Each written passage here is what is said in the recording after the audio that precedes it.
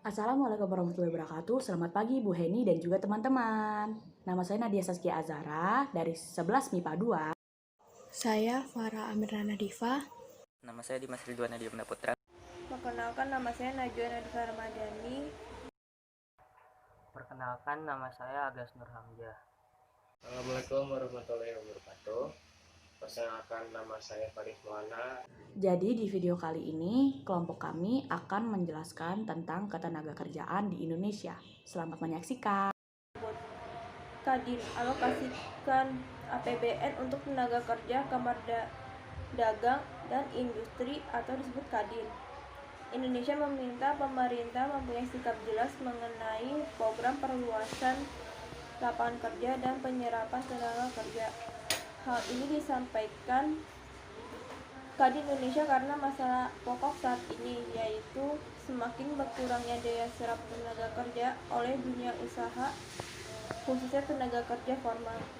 Hal itu disampaikan Wakil Ketua Umum Kadin Indonesia, Haryadi Besukamdani, dalam fokus group education dengan tema Problematika Tenaga Kerja di Indonesia antara aset atau beban pembangunan di kantor Kadin Jakarta. Haryadi juga meminta pemerintah agar meningkatkan efisiensi dan efektivitas APBN dengan membangun infrastruktur dan program peningkatan kualitas tenaga kerja melalui pendidikan dan pelatihan. Bonus demografi bisa menjadi beban bagi Indonesia bila kebijakan ketenaga kerjaan tidak segera diubah untuk menjadikan angkatan kerja kita produktif, kata dia. Haryadi mengatakan dengan berkurangnya penyerapan tenaga kerja formal, maka kualitas tenaga kerja juga akan berkurang dibandingkan secara keseluruhan jumlah angkatan kerja. Hal ini terlihat dari output produktivitas rendah. Menurut Haryadi, peningkatan kualitas tenaga kerja tidak dapat dilakukan oleh perusahaan sendiri. Pemerintah harus mengambil porsi yang lebih besar apabila ada anggaran 20% APBN untuk pendidikan. Hasil penelitian Unsaid dan Bapena 2013 menunjukkan produktivitas tenaga kerja di Indonesia relatif rendah tidak sebanding dengan kenaikan upah. Kenaikan unit labor cost ULC, kata dia, secara signifikan memukul pertumbuhan industri padat karya, mengakibatkan penurunan kapasitas produksi. Kenaikan ULC bagi industri padat modal membuat mereka beralih menggunakan teknologi tinggi. Kata dia, ia menambahkan tenaga kerja formal diserap oleh perusahaan yang padat karya dan padat modal. Untuk perusahaan padat modal relatif penerapannya tidak sebesar padat karya. Sektor usaha padat karya mengalami kesulitan untuk berkembang karena faktor kebijakan pemerintah pusat dan daerah yang populis di latar belakangi pertimbangan politis. Tekanan serikat pekerja, kenaikan biaya produksi yang signifikan, dan adanya persaingan global. Kebijakan yang sangat berpengaruh adalah upah minimum dan outscoring serta peraturan ketenaga kerjaan lainnya yang sangat rigid, kata dia. Kata BPS menunjukkan jumlah angkatan kerja pada Agustus 2013 adalah 118,19 juta dan pengangguran terbuka sebesar 7,39 juta atau 6,25%. Permasalahan ketenaga kerjaan pada bacaan di atas. Permasalahan ketenaga kerjaan. Semakin berkurangnya daya serap tenaga kerja oleh dunia usaha, khususnya tenaga kerja formal. Dengan berkurangnya penyerapan tenaga kerja formal, maka kualitas tenaga kerja juga akan berkurang dibanding secara keseluruhan jumlah angkatan kerja.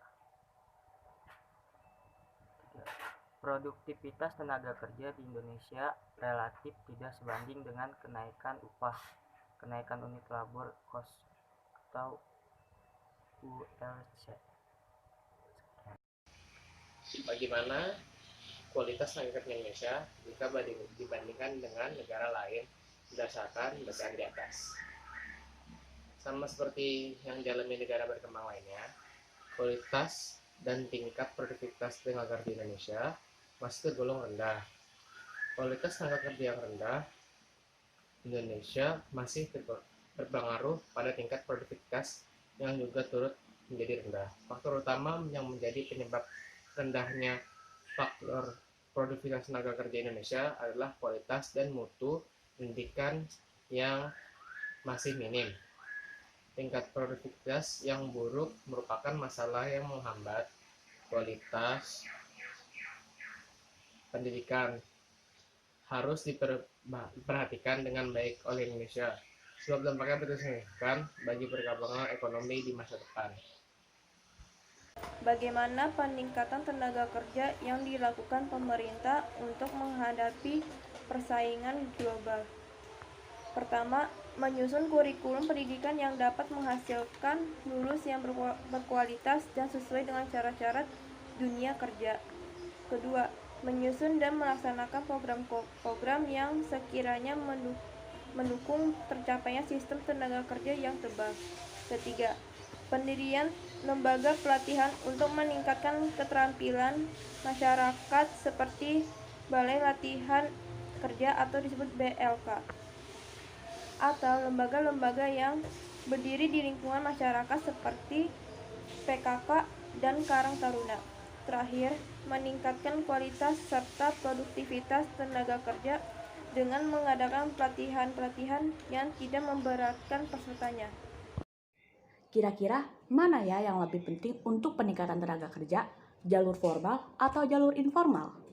Menurut kami yang paling tepat adalah jalur formal. Mengapa demikian? Karena satu, mengadakan sertifikasi atau pelatihan berkala dan alokasi tunjangan. Dua, menggunakan bonus atau sanksi untuk menumbuhkan semangat agar bekerja lebih baik lagi. Tiga, untuk kedepannya sertifikat yang diberikan bisa menjadi bukti. 4, formal lebih banyak pengalaman dibanding dengan informal. 5, formal juga lebih terjamin keahliannya karena sudah terlatih dibanding informal. Sekian presentasi dari kelompok kami tentang ketenagakerjaan di Indonesia.